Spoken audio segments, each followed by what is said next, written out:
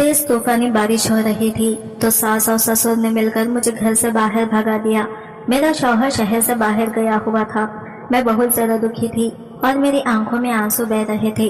मैं bus stand पर खड़ी हुई थी और बस का इंतजार करने लगी तो ये खाली बस मेरे सामने आकर रुकी। मैं बस में सवार हो गई। बस में सिर्फ ड्राइवर और कंडक्टर थे। मैं अकेले इस बस में सवार कर रही थी। बस के ड्राइवर और कंडक्टर मुझे अजीब नजरों से देख रहे थे। मुझे बहुत डर लग रहा था। आधे रास्ते में उन्होंने बस रोक दी और जल्दी जल्दी बस को अंदर से लॉक करने लगे। मैं डरकर बस के दूसरे दरवाजे से भागने ही लगी थी कि जब मेरी नजर शौहर की गुजरती गाड़ी पर पड़ी। मैंने इसे मदद के लिए आवाज देने लगी तो कंडक्टर ने मेरे मुंह पर हाथ रख दिया और दोनों ने मिलकर मेरे वजूद से मेरे कपड़े हटाने लगे। मैं चिल्लाती रही, चीखती रही, मगर इस सुनसान रास्ते पर मेरी सुनने वाला कोई नहीं था। मेरी तो अब जिंदगी ही लुटने वाली थी। अब मैं अपनी मदद के लिए कैसे पुकारती। इन दोनों ने मिलकर मेरे साथ जो कुछ भी किया, ये शर्मनाक हिस्सा मैं कैसे सुनाऊं। पहले तो उन्होंने मेरे कपड़े मेरे वजूद से दूर किया और मेरे साथ बारी बारी से सुबह तक मैं तो एक जिंदा लाश की तरह उनके सामने पड़ी हुई थी। ये तो अपनी पूरी हवस मेरे साथ मिटा चुके थे। मेरी तो हालत ही खराब हो गई थी जब इस ड्राइवर ने फिर से मेरे साथ। मैं अपने शौहर के बगल में सहमी खड़ी, दिल में खौफ और अस्तरब लिए सब तमाशा देख रही थी। मेरे ससुर के अल्फाज मेरे दिलो दिमाग पर कोड़े की तरह बरस रहे थे, जैसे वो अपने बेटे से नहीं बल्कि मुझसे नफरत निकाल रहे हो। मेरे शौहर फयाज अपने वालिद के सामने खामोश खड़े, खामोशी से सब सुन रहे थे जब अचानक मेरे ससुर का हाथ बेरहमी से हवा में लहराता हुआ फयाज के चेहरे पर तमाचे की सूरत में पड़ा। ये मंजर मेरे दिल को चीर के रख गया। फयाज इस तमाचे के सदमे से पीछे को हटे। वो खामोशी से बीवी की तस्वीर बने सवालिया नजरों से अपने वालिदैन को देखते रहे और फिर फयाज ने बेइख्तियार मेरा हाथ पकड़ लिया। चलो सुनिया, मैं बिना कुछ कहे इनके साथ चल दी। हम दोनों जानते थे कि इस घर के दरवाजे हमारे लिए हमेशा के लिए बंद हो रहे हैं। अब मैं मजीद बर्दाश्त नहीं कर सकता। मेरे वालिदैन को मेरी खुशियों से ज्यादा खानदान वालों की बातों की परवाह है। अगर ये घर तुम्हारा नहीं तो अब मेरा भी नहीं। हम दोनों एक दूसरे के लिए काफी हैं। हैरत और अबुलझन में डूबी डूबी मैंने फयाज से पूछा, ये क्या कह रहे हैं आप? क्या वाकई आप अपने माँ बाप को छोड़ देंगे? मेरी आवाज में है बेसाखी यकीनी और हैरत थी। उन्होंने गुस्से से भरे अंदाज में कहा, जो कह रहा हूँ वही करो। ये सुनते ही मैंने अपने दिल को मजबूत किया और इनके साथ दरवाजे की जानिब पड़ने लगी। हमें यूं जाते देखकर इनकी माँ बेचैन हो गई और हिचकिचाहट के साथ बोली, रुक जाओ फयाज, खुदा के वास्ते रुको। वो अपने शौहर की तरफ देखकर इल्तिजा करने लगी, इन्हें रोक ले। आप जानते हैं मैं अपने इकलौते बेटे के बगैर नहीं रह सकती। इनकी आवाज में जुदाई का खौफ वाज़ा था, लेकिन फयाज के वालिद की आंखों में नफरत थी। उन्होंने कड़वे लहजे में जवाब दिया, क्या कह रही हो तुम? जानती भी हो इसने इस लड़की के साथ अपना मुंह काला किया है। अगर इसे रोक लिया तो ये तौह भी इसके साथ हमारे गले में पड़ा रहेगा। इससे बेहतर है कि ये गंद अपने साथ लेकर यहाँ से चला जाए। इनके अल्फाज मुझे मजीद घायल कर रहे थे। फयाज का गुस्सा बिंतहा पर था। वो बीच कर बोले, बाबा ये मेरी बीवी है, मेरी इज्जत है, कोई गंद नहीं है। मैं यहाँ से जा रहा हूँ हमेशा के लिए। जैसे ही हम दोनों गेट के करीब पहुँचे, इनकी माँ ने बेखरारी से अपने शौहर से कहा, वो तो नादान है, नासमझ है, गलती हो गई है इसे, लेकिन आप तो समझदार हैं, कैसे अपने बेटे को खुद से जुदा कर सकते हैं? खुदा के लिए रोक लें इसे, वरना यह हमेशा के लिए चला जाएगा। फयाज के वालिद ने खामोशी से इनकी बात सुनी और फिर बोझल कदमों से आगे बढ़कर फयाज के कंधे पे हाथ रखा। सर्द लहजे में बोले, तुम्हारी नादानी समझकर माफी कर रहा हूँ। उम्मीद है जल्दी ही तुम्हारी अकल ठिकाने आ जाएगी और तुम खुद ही इसे छोड़ दोगे। अब चलो अंदर, कोई तमाशा करने की जरूरत नहीं है। खानदान वाले क्या कहेंगे?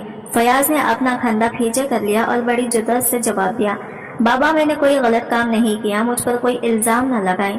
अगर आप हमें इस घर से निकाल भी दें तो मुझे कोई शिकायत नहीं। मेरी मोहब्बत मेरे साथ है। ये सुनते ही इनके वालिद का चेहरा गुस्से से लाल हो गया। हकारत से मेरी तरफ देखते हुए बोले, हर गुनहगार यही कहता है कि मैं बेगुनाह हूँ। खुद को बड़ा पाक समझते हो। देखो तो सही, ये है तुम्हारी मोहब्बत। फयाज की माँ आंखों में आंसू लिए रोती हुई आगे बढ़ी और अपने शौहर को पीछे हटाते हुए बोली, है आप रहने दे, मैं इसे खुद अंदर ले जाती हूँ। वो फयाज के सामने हाथ जोड़कर गिड़गिड़ाने लगी, बेटा अपनी माँ की खातिर ही अंदर चलो, मुझे अपने इकलौते बेटे से जुदा ना करो। ये मेरी दरख्वास्त है, मेरी मोहब्बत है, मेरी ममता है, बस मेरी खातिर रुक जाओ। फयाज का चेहरा गुस्से से सुर्ख था।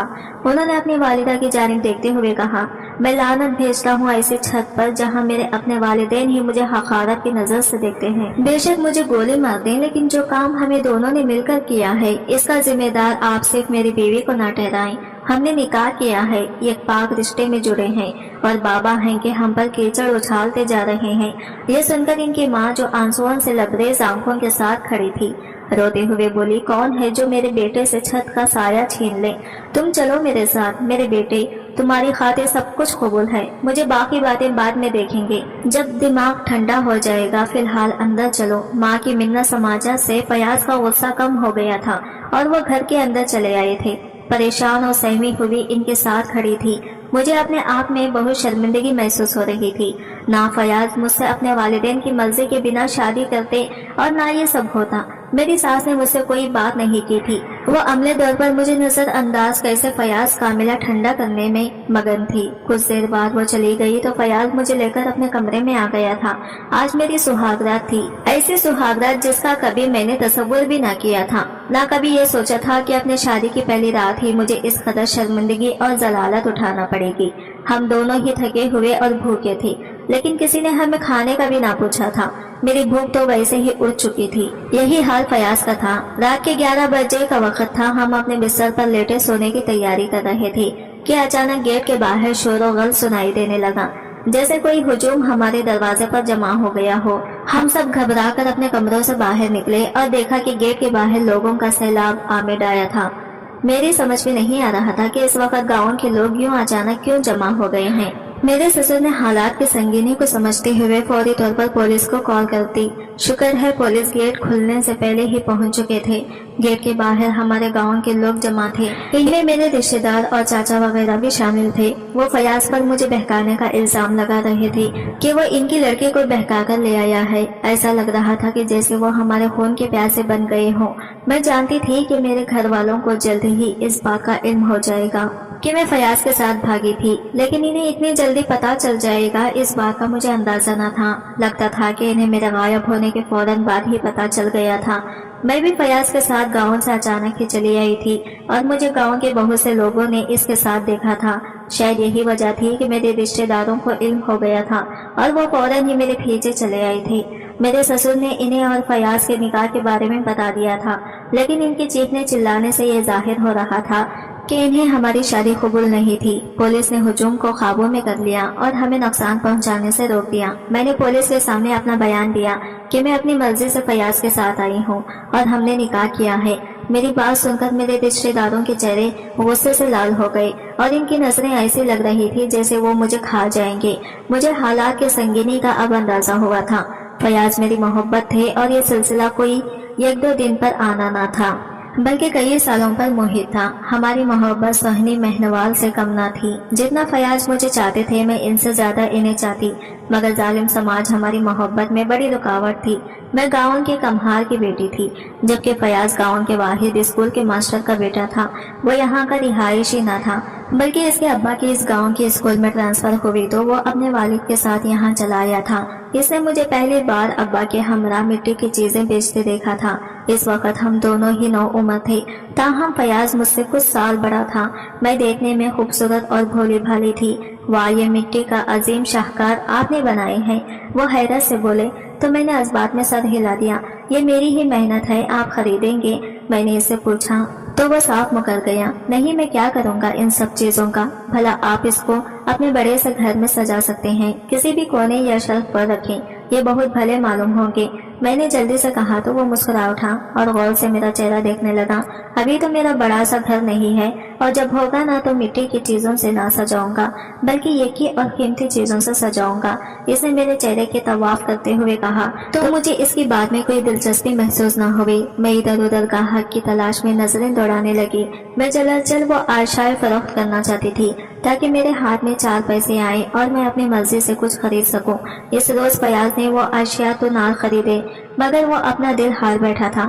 مجھے معلوم نہ تھا، مگر جب اس دن کے بعد میری اتفاقیہ طور پر روز ہی فیاض سے ملاقات ہونے لگی تو میری چھٹی جس بھڑک اٹھی کوئی نہ کوئی گڑبڑ ہے۔ مجھے سمجھ نہ آ رہا تھا کہ فیاض ہر اس جگہ پر کیسے موجود ہوتا تھا جہاں میں جاتی شاید وہ میرا بھیجا کرتا تھا۔ ماسٹر کے بیٹے سے اس قدر گھٹیا حرکت کی مجھے امید نہ تھی۔ میں غصے میں بھری اس کی شکایت اس کے باپ سے لگانے اسکول میں داخل ہو گئی۔ فیاض نے مجھے اسکول میں داخل دیکھا تو اس کے چہرے کا رنگ اڑ گیا۔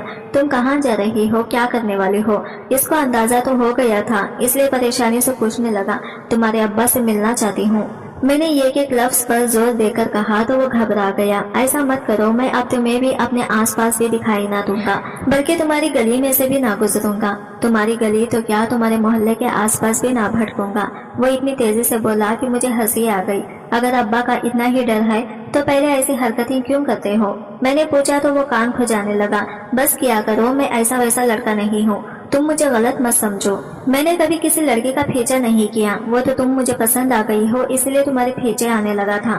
اس نے صاف اقرار کیا تو میری آنکھیں حیرت سے پھیل گئی۔ مجھ میں ایسا کیا ایسا خاص تھا کہ میں اسے پسند آ رہی تھی؟ میں نے ابھی میٹرک کا امتحان پاس کیا تھا جبکہ وہ شاید کسی کالج میں پڑھ رہا تھا۔ ہمارا گاؤں زیادہ پسماندہ نہ تھا، ہمارے گاؤں میں کالج بھی کھل چکا تھا، لڑکیاں بھی کالج میں پڑھنے جایا کرتی تھی۔ میں نے بھی ابا سے ضد کی تھی کہ مجھے کالج میں داخلہ دلوا دیں، مگر ابا کا کہنا تھا کہ کالج کی اتنی فیس بھرنے سے بہتر ہے کہ وہی پیسہ میں تیری شادی کے لیے سنبھال کر رکھوں۔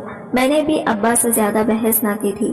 جبکہ میں کالج آتی جاتی لڑکیوں کو حسرت بھری نگاہوں سے دیکھتی، وہ سفید وردی میں ملبوس صاف ستھری ہو کر کالج جایا کرتی تو میرا دل مچل جاتا، مگر میں خود پر قابو رکھے ہوئے تھی۔ اب فیاض کے منہ سے اپنے لیے پسندیدگی کا اظہار سن کر میں کچھ پریشان تھی۔ فیاض کو وہ لڑکیاں کیوں نہ بھائی تھی جو کالج آیا جایا کرتی تھی اور پڑھی لکھی تھی، جبکہ میں تو ایک سادہ سی لڑکی تھی۔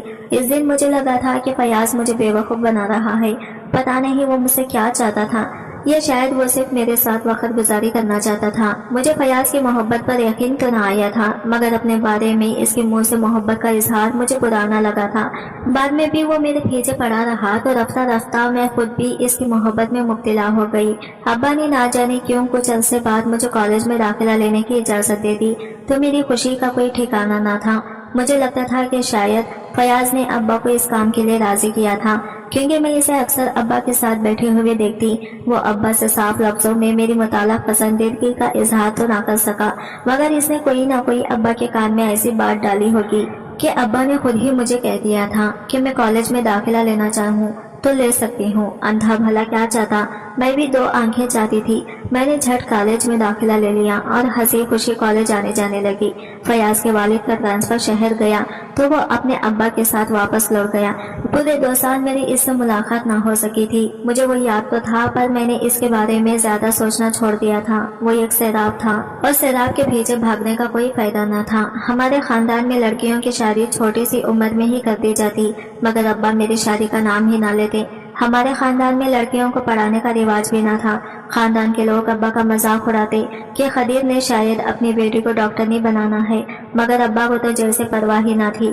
میں نے ایف.اے. کا امتحان پاس کر لیا تھا، تبھی ایک دن فیاض ابا سے ملنے چلا آیا تو اس کی امانت ہے۔ ابا نے فیاض کو باہوں میں بھر کر کہا تو میں حیران رہ گئی۔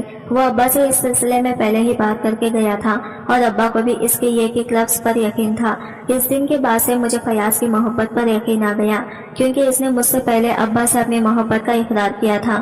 میں بھی اس کی محبت میں مبتلا ہو گئی۔ میری محبت وقت کے ساتھ پروان چڑھتی رہی۔ اس نے مجھ سے اظہار محبت کیا تو مجھے فوراً یقین آ گیا۔ اب تو ہم اس اسٹیج پر پہنچ گئے تھے کہ اسے اپنے منہ سے اقرار کرنے کی ضرورت ہی نہ تھی۔ میں پہلے ہی جانتی تھی کہ وہ اپنے دل میں میری تصویر بسا چکا تھا۔ جب ابا کو کوئی اعتراض نہ تھا تو بھلا مجھے کیا اعتراض ہو سکتا تھا؟ وہ دیکھنے میں اچھا بھلا شریف نوجوان تھا، اچھے خاندان سے تعلق رکھتا تھا اور سب سے بڑی بات یہ کہ کئی سالوں سے اپنی بات پر قائم تھا۔ اتنا تو مجھے اس کے بارے میں اندازہ ہو گیا تھا کہ وہ ٹھرکی قسم کا کوئی نوجوان نہ تھا اور نہ ہی لڑکیوں کے پیچھے بھاگا پھرتا۔ میرے لیے اس کے دل میں خاص جگہ تھی۔ سب سے بڑی بات جس نے مجھے متاثر کیا وہ عزت تھی جو مجھے ہر لمحہ پیش کیا کرتا۔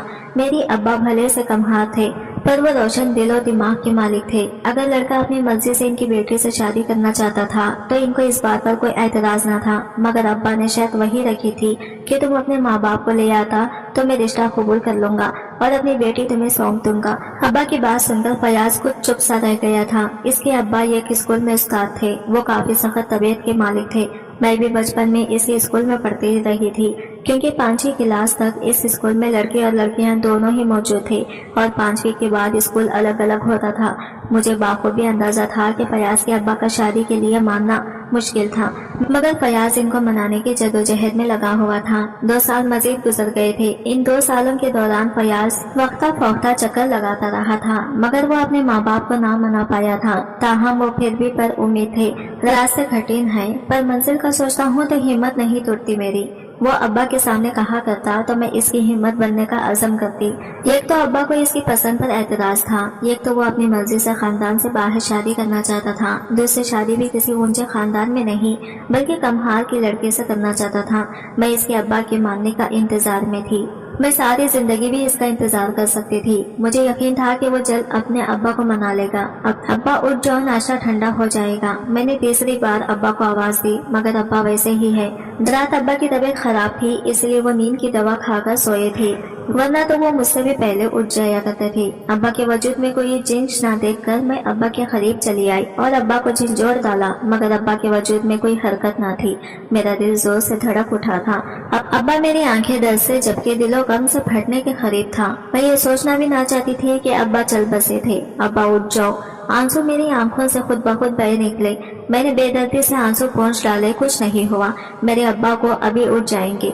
मैंने खुद को तसल्ली दी। अब मेरी चीखें पूरे घर में गूंज ली। अब्बा की मैयत को उठा लिया गया तो मैं हाल से बेहाल हो गई। रो रो कर मेरी आंखें सूज गई थी। अब्बा मुझे इतनी जल्दी क्यों छोड़ गए? मुझे यकीन ना हो रहा था। मेरा फयाज से कोई राबिता ना था जो मैं इसे इतला पहुंचा देती।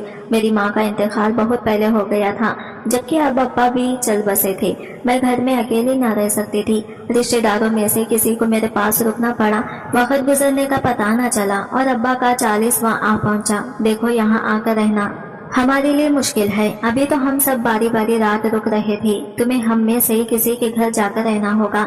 मेरी ढई रानी मेरे घर चलेगी। चाचा ने प्यार से पूछा तो मैं रोती हुई इनके कंधे से जा लगी थी। मैं चाचा के घर चली आई थी। अपने बाप का घर छोड़ना किस कदर मुश्किल था मुझे अंदाजा हो गया था। फयाज अभी तक न आया था, मगर वो जैसे ही आता तो इसे कहीं ना कहीं से खबर मिल जाती कि मेरी रिहाइश कहाँ थी। फयाज मजीद कुछ दिन गुजरने के बाद आया था। मैं इसके सामने से किए बैठी थी। चाचा भी साथ मौजूद थे। ऐसे में मैं फयाज से क्या बात करती? वो भी चुप सारे अफसोस से बैठा था। वो कुछ देर में उठकर चल दिया तो मैं भी किसी बहाने से इसके पीछे घर से निकल आई। मुझे पूरी उम्मीद थी कि वो मुझसे बात करना चाहता था और अभी वो मेरे इंतजार में बाहर मौजूद होगा। वो मुझे कुछ दूरी पर मिल गया। मेरे रिश्तेदार मुझे रुखसत करने का सोच रहे हैं। इन्हें लगता है कि मेरे गम का दूर करने का यही एक तरीका है। वैसे भी इनके मुताबिक अब्बा ने मेरी शादी में काफी ताखीर कर दी और न अब तक मैं अपने घर के बाल बच्चों वाली होती तो यूं दिल न रही हो। मैंने अपने रिश्तेदारों के फरामदात फयाज तक पहुँचाए तो वो अफसोस से सर हिलाने लगा। तो तुम निकाह करो मेरे साथ और मेरे साथ चलो। इसकी बात सुनकर मैं चौंक गई। ऐसे यूं अचानक मेरे अम्मा अब्बा बिल्कुल राजी नहीं। मैंने इन्हें मनाने भी बहुत कोशिश की, मगर वो मानकर ना दिए। इनसे मजीद बात करना बेकार है और तुम्हारे रिश्तेदार भी इस बात पर यकीनन राजी ना होंगे कि माँ बाप के बगैर एक अकेले लड़के को लड़की दे दी जाए। इसकी सोच ठीक थी। इन्हें यह एतराज भी होगा कि फयाज हमारे खानदान का ना था। मुझे जिंदगी फयाज के साथ गुजारनी थी।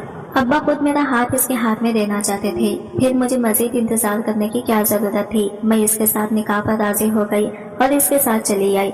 फयाज मुझसे निकाह करके सबसे पहले मुझे अपने घर लाया था, मगर इसके अम्मा अब्बा दोनों को ही एतराज था कि फयाज ने कैसे या करीब लड़की से इनकी मर्जी के बिना शादी कर ली जो इनके लायक नहीं थी। उन्होंने मेरे किरदार के बारे में भी बहुत सी घटिया बातें की। मैं शर्मिंदगी के मारे इस बाप के अल्फाज सुन रही थी। फयाज मेरे साथ मुखल्लिस थे, मुझे इस बात पर कोई शक न था, मगर मेरी वजह से वो अपने माँ बाप की नजर में जलील होकर रह गया था। इसके अब्बा ने इसी वक्त फैसला सुना दिया था कि फयाज के लिए इस घर में कोई जगह नहीं।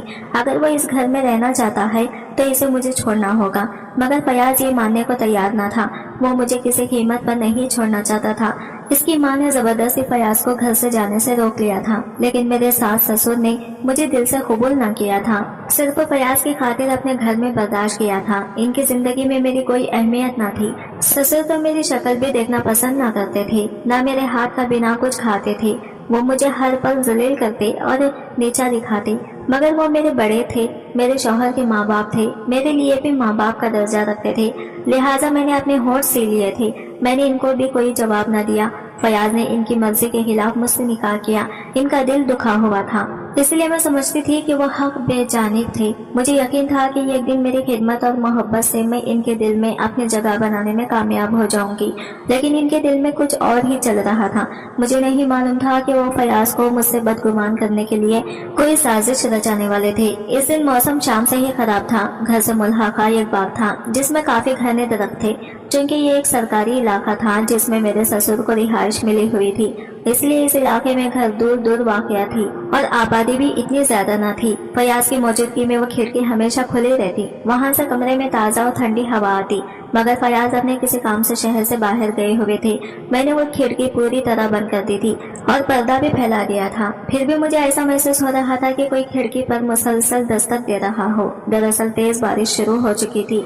मैं जानती थी कि बारिश के थेड़े खिड़की पर पड़ने से आवाज पैदा कर रहे थे, फिर भी मुझे डर लग रहा था। तूफानी बारिश, बादलों की गड़गड़ाहट और बिजली की चमक मुझे हमेशा खौफ में मुब्तला कर देती थी। मैं उठकर कमरे से बाहर चली आई। मेरे सास ससुर सामने पर आमेरे में ही मौजूद बरसती बारिश को देख रहे थे। मैं इनके करीब बैठ गई। मेरे ससुर ने काट खाने वाली नजरों से मुझे देखा और सास को कहने लगे, इसको बोलो अपने कमरे में जाए। मेरे सामने आकर कैसे बैठ गई है, कोई शर्मो हया है इसमें। मेरे ससुर ने चिंगारती हुई आवाज सुनकर मेरी सास ने फौरन मुझे कमरे में जाने का हुक्म सुनाया था। मुझे डर लग रहा है, अंकल मुझे कुछ देर यहाँ बैठ लेने दे, मैंने मिन्नत भरे अंदाज में कहा तो मेरे ससुर गुस्से से भड़क उठे। किस कदर बेगैरत और ढीठ है, हम तेरी शक्ल भी देखना नहीं चाहते, चल निकल यहाँ से। उन्होंने लपक कर मेरी कलाई पकड़ी और मुझे घसीटते हुए मेरे कमरे की तरफ छोड़ दिए। मैंने अपनी कलाई छुड़वाने की कोशिश की, मगर इनकी गिरफ्त मजबूत थी। वो एकदम अचानक रुके। बल्कि तुम इस घर से निकलो, तुम्हारा हमारे बेटे के बगैर इस घर में क्या काम, जब वो आएगा तो तुम आना, तब तक जाओ यहाँ से। मेरे ससुर मुझे घसीटते हुए बैरूनी दरवाजे की जानिब बढ़े। नहीं, मुझे छोड़ दें, मैं इनकी मिन्नत करती रह गई। मेरी सास आगे बढ़ी। ये आप क्या कर रहे हैं, फयाज को क्या जवाब देंगे। हम वो परेशानी से बोले, इसको कहना कि भाग गई किसी के साथ, जैसे इसके साथ भाग कर आई थी। मेरे ससुर ने कहा तो सास ने भी इस बात में सर हिला दिया। हाँ ठीक है, निकाल दे बाहर इसको। मनहूस हमारे सरों पर मुसल्लित होकर बैठ गई है।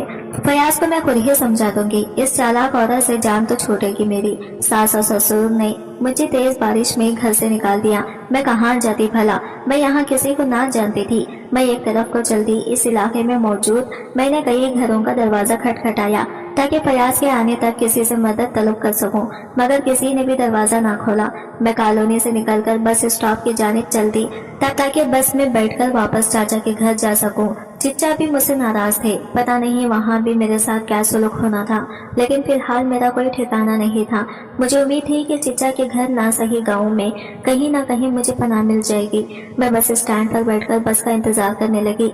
जो ही एक बस आकर रुकी, मैं इसमें सवार हो गई।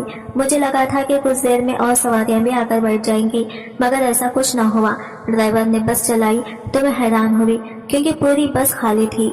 बस में मेरे सिवा कोई और मुसाफिर सवार न था। शायद तूफानी बारिश की वजह से कोई और मुसाफिर न आया था। मैं हिम्मत करके बस में बैठी रही। कुछ दूर जाकर खदरे एक सुनसान जगह पर ड्राइवर ने बस रोक दी। मैंने चौंक कर सामने देखा, वहाँ दूर दूर कोई न था। सड़क पर अक्का दक्का गाड़ियां गुजर रही थी। बस का ड्राइवर और कंडक्टर मुझे अजीब नजरों से देख रहे थे और आपस में कुछ सरगोशियां करने लगे। मैं मसरूफ थी। मैं दिल ही दिल में या अल्लाह का विर्द करती खौफ के मारे कांप रही थी। कंडक्टर ने बस का दरवाजा लॉक किया तो मैं फौरन उठकर पिछले दरवाजे की जानिब भागी ताकि वहां से बाहर भाग सकूं। अचानक मुझे सड़क की दूसरी तरफ अपने शौहर की गाड़ी गुजरती दिखाई दी तो मैं चौंक गई। वो घर वापस आ रहे थे। वो पहली बार मुझे यूं अकेला छोड़कर गए थे। जाते हुए भी वो मेरी तरफ से काफी फिक्रमंद थे। इन्हें अंदाजा था कि इनके वालिद मुझे नुकसान पहुंचा सकते थे। मैंने इनको जोर से आवाज दी, मगर मेरी आवाज इन तक ना पहुंच सकी थी।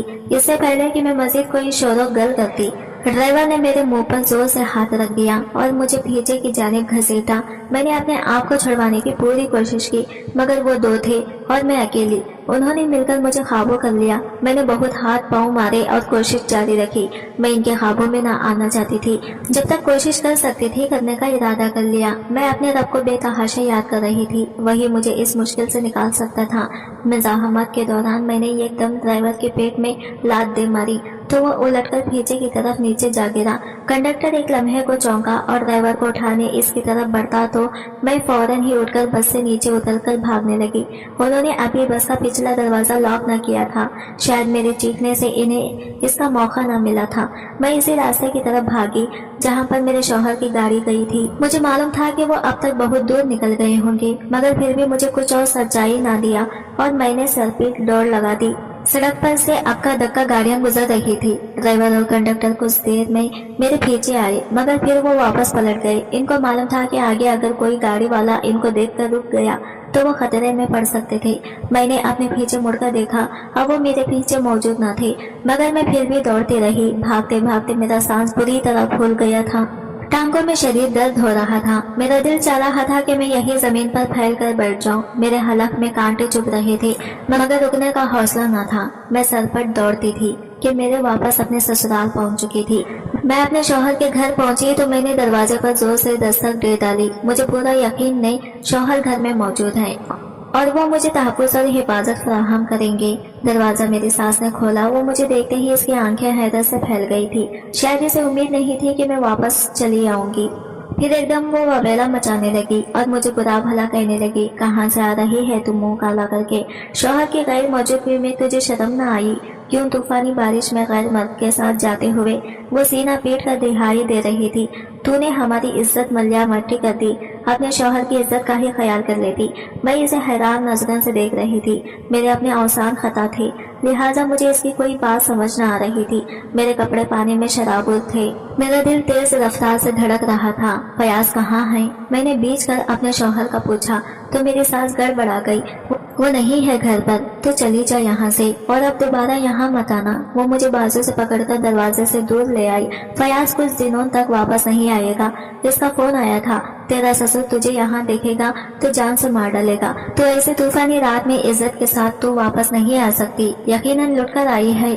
इसने मेरी हालत का जायजा लेते हुए सरगोशी की। मैं इज्जत लूट कर नहीं आई, इज्जत बचा कर आई हूँ। मेरी इज्जत इतनी सस्ती नहीं कि यूं ही लुटा दूं। उन लोगों की इज्जत और ज़ात का अच्छे से अंदाजा हो गया है मुझे। तुम बड़े लोगों से तो छोटे लोग ही अच्छे हैं, जो ना अपने आप का आला अफजल समझते हैं ना सोच दो कौड़ी की है। इंसान की सोच ही इसके किरदार इनकी बनाती है। अंदाजा लगा लो तुम्हारे किरदार की क्या कीमत से मैं गुस्से से बीच बीच कर बोली। अब ये सब मेरी बर्दाश्त से बाहर होता जा रहा था। एक तो मेरे शौहर की गैर मौजूदगी में तूफानी बारिश में रात के अंधेरे में मुझे घर से बाहर निकाल दिया, और अब जब मैं अपनी जान और इज्जत दोनों बचाकर वापस आई थी तो यह औरत मुझे मेरे शौहर से मिलने ना देना चाहती थी, बल्कि मुझ पर तरह तरह के इल्जाम लगा रही थी। शौहर के वालिदैन होने का यह मतलब नहीं कि इसकी बीवी के साथ जैसा मर्जी सुलूक रखें। मेरी खामोशी और सलाह जो फितरत के बायस थी, इनकी इतनी हिम्मत बड़ी थी जो चीख उठी तो मेरी सास हैरान रह गई। इसको शायद आज मालूम हुआ था कि मेरे मुंह में जबान भी थी। वो एक दोगली औरत थी जो अपने मतलब के खातिर कभी भी गिरगुट की तरह रंग बदल लेती।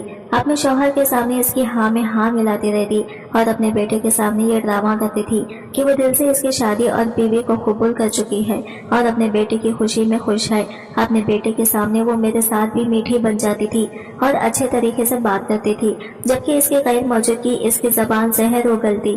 अपनी बकवास बंद कर और चली जा यहाँ से, वरना अच्छा नहीं होगा तेरे साथ। वो दबे दबे लहजे में बोली और मुझे धक्का देकर पीछे हटाने की कोशिश की, लेकिन अब मैं किसी की धमकी में आने वाली नहीं थी। मैं भागकर दरवाजे के करीब गई और अपने शौहर को बीच बीच कर आवाजें देने लगी। मुझे मालूम था वो घर वापस आ चुका था। मैं इसकी गाड़ी रास्ते में देख चुकी थी। मेरी सास मुझे रोकने की कोशिश करती रही और दरवाजे से हटाने की कोशिश करती रही ताकि दरवाजा बंद कर सके, लेकिन मैंने दरवाजे पर दबाव डाल रखा था, इसलिए वो दरवाजा बंद ना कर सकी थी। तभी मेरा शौहर परेशानी के आलिम में भागा चला आया था और इसके पीछे मेरा ससुर भी था। मुझे देखकर मेरे शौहर के चेहरे पर इत्मीनान फैल गया था, लेकिन मेरे ससुर का गुस्से से बुरा हाल था। यह अब हरगिज़ इस घर में कदम न रखेगी। रात के इस पहर ना जाने कहां से मुंह काला करके वापस लौटी है। ऐसी तूफानी बारिश में अपने कौन से यार से मिलने गई थी तो अल्फाज थे कि तलवार जिसने मुझे चीर कर रख दिया था। میں نے زخمی نظروں سے اپنے شوہر کی جانب دیکھا، وہ حیرانی سے اپنے باپ کی جانب متوجہ تھے۔ یہ عورت اس گھر میں قدم نہ رکھے گی ورنہ میں ابھی کے ابھی یہ ساری گولیاں اپنے سینے میں اتار لوں گا۔ انہوں نے جیب سے پسٹول نکالی اور اپنے سینے پر پسٹول کی نوک رکھ لی۔ میں یہ منظر دیکھ کر ساکت رہ گئی۔ فیاض بھی پریشان کھڑے تھے، پر ابا اس نے ایسا کیا کر دیا کہ وہ اندر نہیں آ سکتی؟ یہ میری عزت ہے۔ فیاض بے چارگی سے بولے، عزت ہے نہیں، عزت تھی۔ وہ ابھی کے ابھی اس کو طلاق دے کر چلتا کر۔ یہ تیری غیر موجودگی میں کسی کو بتائے بنا سر شام ہی گھر سے چلی گئی تھی، پتہ نہیں کہاں اور کس کے ساتھ وقت گزار کر اب آدھی رات کو واپس آ رہی ہے۔ اس کا حلیہ دیکھ تجھے کیا لگتا ہے یہ محفوظ واپس آئی ہوگی؟ آدھی رات کو باہر پھرتے بھیڑیے اس کو یوں ہی چھوڑے دیں گے؟ یہ اپنی عزت تار تار کروا کر آئی ہے۔ میں ایک بار تیری ماں کے کہنے پر اس کو اس گھر میں جگہ دیتی تھی، مگر اب نہ دوں گا۔ میرے سسر نے چیخ چیخ کر اعلان کیا تو میں فیاض کی جانب دیکھنے لگی کہ وہ کیا فیصلہ کریں گے۔ تمہیں کس نے کہا تھا تم آدھی رات کو یوں منہ اٹھا کر باہر نکل جاؤ؟ جب میں گھر پر نہیں تھا تو تم کیوں گئی تھی گھر سے باہر؟ وہ غصے سے مجھے گھور کر بولتے تو میں ساکت رہ گئی۔ میں اپنے مرضی سے نہ گئی تھی فیاض، مجھے انہوں نے زبردستی گھر سے نکالا تھا۔ میں نے افسوس کے ساتھ وضاحت دی، مجھے نہیں معلوم تھا کہ مجھے اپنے شوہر کو بھی اپنی پاکیزگی کا یوں یقین دلانا پڑے گا۔ دیکھو سونیا، میں نے اپنے ماں باپ کے خلاف جا کر تمہیں اپنایا اور اپنے گھر میں جگہ دی۔ تمہیں کم از کم اتنا تو خیال کرنا چاہیے کہ تم اپنی من مرضیاں کم کرو اور میرے ماں باپ کا حکم بجا لا۔ میں اب کس کس کو یقین دلاتا رہوں گا کہ تمہارا دامن پاک ہے، جبکہ میرے ماں باپ کو ہی یقین نہیں۔ فیاض کے الفاظ مجھ پر بجلی بن کر گرے تھے۔ صبح کی روشنی پھیل چکی تھی۔ بہتر ہوگا کہ تم میرے ساتھ چلو، میں تمہیں تمہارے گاؤں چھوڑاتا ہوں، تمہارا فیصلہ بھی میں جلد ہی کر دوں گا۔ فیاض نے آگے بڑھ کر میرا ہاتھ تھاما اور گھسیٹتے ہوئے گاڑی کی جانب بڑھے۔ چھوڑے میرا ہاتھ، میں خود ہی چلی جاؤں گی۔ میں جو دم سادے ان کے الفاظ سن اور تیور دیکھ رہی تھی، ان کا ہاتھ لگتے ہی بدک کر پیچھے ہٹی۔ مجھے آپ کی مدد کی ضرورت نہیں، مجھے جہاں جانا ہوگا میں خود ہی چلی جاؤں گی۔ میں نے ایک نظر اپنے ساس سسر کے چہرے پر ڈالی، ان کے چہروں پر مسکراہٹ میں صاف دیکھ سکتی تھی۔ بالآخر میرے شوہر کے ماں باپ جیت گئے تھے اور میں ہار گئی تھی۔ فیاض کو اپنے ماں باپ کی بات پر ہی بھروسہ ہوا تھا، مجھ پر اعتبار نہ تھا۔ میں روتے ہوئے وہاں سے پلٹ آئی۔ گلی کی ٹکر مڑتے ہوئے میں نے پلٹ کر دیکھا، میرا شوہر اپنے ماں باپ سیمنٹ دروازہ بند کر کے اندر جا چکا تھا۔ میں کس کے پاس واپس جاتی؟ گاؤں والے مجھے بھی قبول نہ کرتے، میرے رشتے دار تو پہلے ہی میرے خلاف تھے۔ ان کو لگتا تھا کہ میرے باپ نے میری شادی کی عمر گزار دی تھی اور مجھے تعلیم دلوا کر غلطی کی تھی، جبکہ میں نے نکاح بھی اپنی مرضی سے ان سے چھپ کر غیر خاندان میں کیا تھا، تو وہ مزید میرے خلاف اٹھ کھڑے ہوئے تھے۔ وہ شاید اس بار مجھے جان سے ہی مار دیتے۔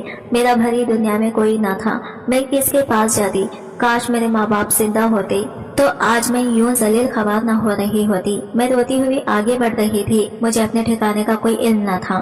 مجھے فیاض سے ایسی امید بالکل نہ تھی، اس کا میرا کئی سالوں کا ساتھ تھا، پھر بھی اس نے مجھ پر اعتبار نہ کیا تھا، ایک جھٹکے میں ہی سب ختم کر دیا۔ شاید اس کو میرے وجود بوجھ لگنے لگا اور خود بھی مجھ سے جان چھڑوانا چاہتا تھا۔ میرے حق میں کون بول سکتا تھا؟